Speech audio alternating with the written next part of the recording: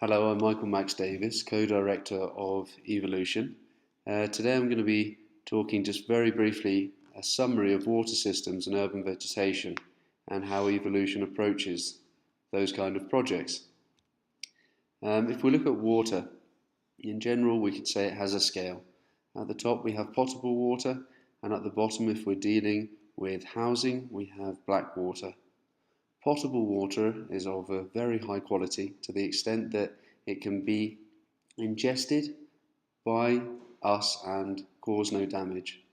We then have grey waters, grey water from the shower and hand basin, which generally has some soap and some organic material. Then we have grey water from the kitchen sink or dishwasher.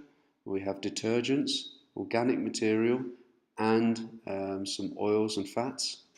We then go to grey water from the laundry machine, more aggressive detergents, some oils and fats, and in the case of if we have a household washing baby diapers, can be near black water in some cases. And finally we have black water from the toilet, where the water's mixed with feces and urine and becomes quite a strong residue. While we're looking at this scale, also we can note that we need potable water to drink.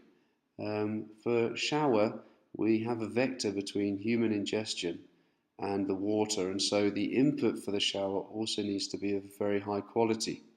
But if we look at the laundry, for example, there's no vector where someone's going to essentially stick their head and start drinking the laundry water, and the input for this, for example, if we took grey water from the shower, we'd have to remove all of the organic material, but essentially the soaps that are in that grey water can act as a positive input for what's needed for the water in the laundry machine, and that's a concept we'll take a bit further now. So here's one of our projects. This is the Agua. It's a sustainable showcase house in the Water Museum of Quito, and what we can see here is an input of a kitchen sink where we need a fairly high quality level of water. It then passes through a filtration process, and then we send that water to urban greenery, which essentially uses the residue as nutrition and finishes off the water process by using that water for the transpiration of the plants and therefore entering the water into its natural cycle once more. And as we'll see, we've activated this garden for climatization. So the concepts are pretty straightforward.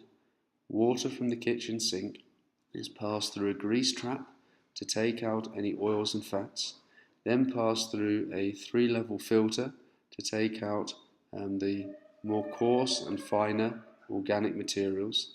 And these things, once this is taken out, the water's of a quality that can be pretty optimum for our vertical garden. Now what we did in this project was go a step further in innovation, where we activated the vertical garden by drawing air through the substrate and in such a manner humidifying that air and cooling it as well to climatize an interior space. Now in the technical sphere, the idea is to take a grey water input and to put that in balance with the transpiration needs of the urban greenery. And transpiration in this case is pretty much equal to the irrigation demands for that greenery. To do that, we take climatic data, we then put that data into a mathematical model based on the Penman-Monteith equation. That then gives us the meters squared of vegetation that can be sustained.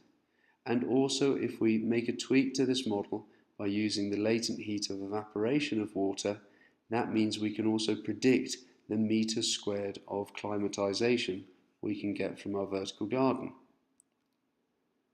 However, outside of the technical sphere, there are other social factors that are just as important. For example, do you know how much water you use to wash the dishes? It's a very subjective element. However, it's of paramount importance as to whether this design works or not, and it's not in our technical sphere. We can then add another layer of complexity to this, because if our aim is to reduce water demand, By how much can we reduce the water demand for washing dishes? The only way to get any feasible numbers for that is to work hand in hand with the end users of the design.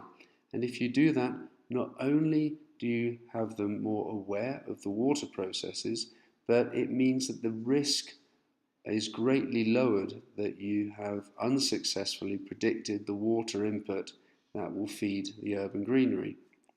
Another factor is very much the human factor. Here we have an experiment carried out in-house where we have 3 blocks of rock wool with grass seeds that have been planted in. Now in this experiment we had a control with tap water. We had grey water recovered from a dishwasher using ecological detergents, called E-Cover in this case, and recovered water using standard Dreft detergent tabs.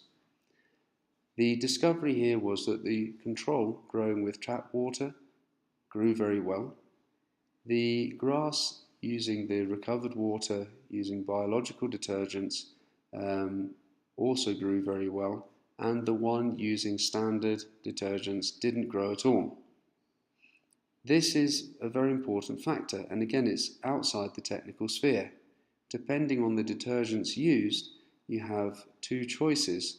Either you can carry out a participatory design in such a way that you can guarantee that ecological tablets are going to be used, and therefore you only need a grease trap and a fairly simple filter.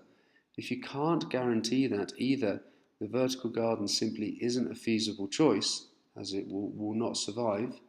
You have to choose a plant type that can take these very aggressive chemicals and salts, or you need some sort of semi-industrial filtration process to ensure that the water residues are optimum for the urban greenery.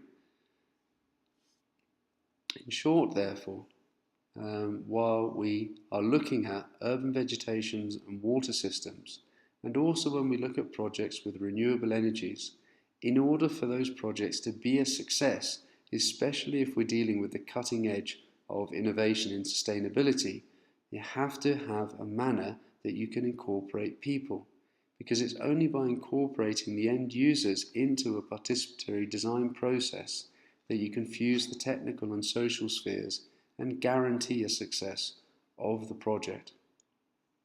Thank you very much for your attention, and I hope you enjoyed that very brief crash course in water systems and urban vegetation.